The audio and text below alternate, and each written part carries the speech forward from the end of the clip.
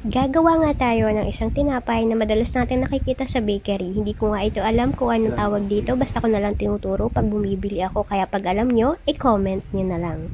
Dito ay kailangan natin ng 2 cup ng warm water, 2 cup ng milk powder. Haluin lang muna natin at lagyan natin ng dry yeast. 1 pack yung ginamit namin dito, 50 grams. Isang itlog.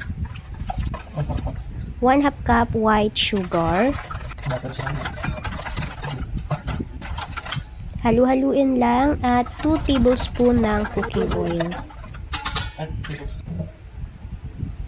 Nalagyan din natin ito ng 5 cups ng all-purpose flour. 5 cups yung nagamit namin dito pero hindi namin napakita yung iba.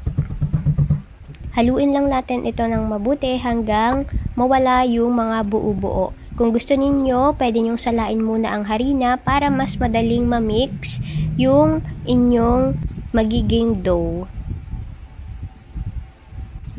Pagkatapos nga natin yung haluin na mabuti, ay ilalagay na natin yan dun sa ating masahan. Lagyan lang natin ng konting harina kung saan natin mamasahin para hindi siya dumikit.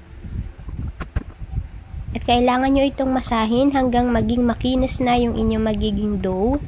Medyo matagal yung pagmamasa nito kaya dapat patient kayong magmasa. At kapag makinis na nga yung inyong dough ay ilagay na natin ito sa isang lalagyan at lalagyan natin yan ng plastic para siya ay umalsa. 1 oras nga lang natin yung paalsahin at kapag nagdoble na yung size ay kunin na natin ito. Ito ang itsura niya kapag nagdoble na yung kanyang size. Make sure na talagang lumaki yung ating dough. At ayan, hahati-hatiin na natin ito. Depende sa size na kung ano yung gusto ninyo. Ganito nga lang yung ginawa namin dahil ito naman ay pang personal consumption lamang at kami lang po yung kakain nito. Hindi po ito pang tinda. Ayan, bibilugin lang po natin yung mga nahati natin na dough. Ayan, pabilog.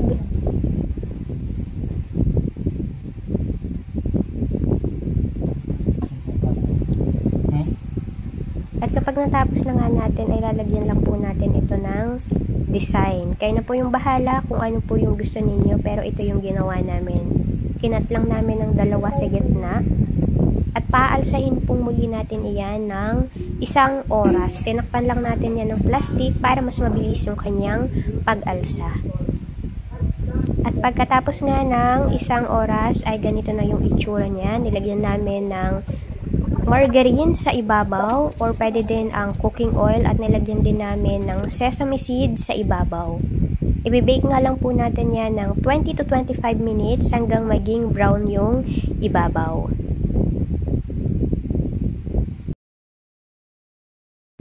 At kapag naluto na nga ay ganun na po yung kanyang magiging itsura. Kulay brown na yung kanyang ibabaw. At ito na nga yung ating nakikitang tinapay madalas sa bakery. Hindi ko nga lang po alam kung ano yung tawag dito, pero parang mukha siyang pinagong. Ang lasa niya po ay lasa siyang gatas dahil nga nilagyan natin ito ng milk powder.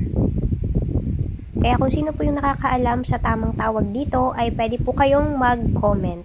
Ano po yung tawag ng ganitong tinapay sa inyong lugar? Very fluffy nga siya at sobrang lambot. Kaya kung gusto ninyo na gumawa ng ganitong tinapay, ay ilalagay ko na lang po yung recipe sa ating pong description.